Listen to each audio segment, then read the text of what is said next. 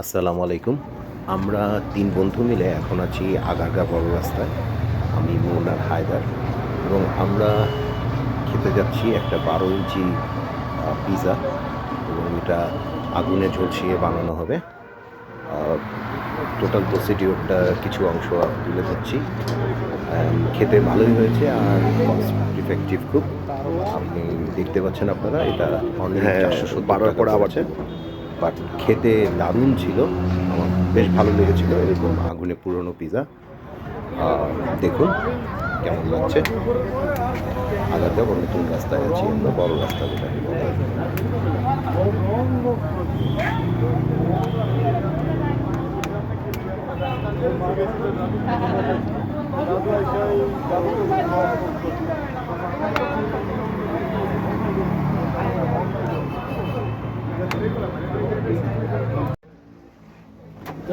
Feedback দিন।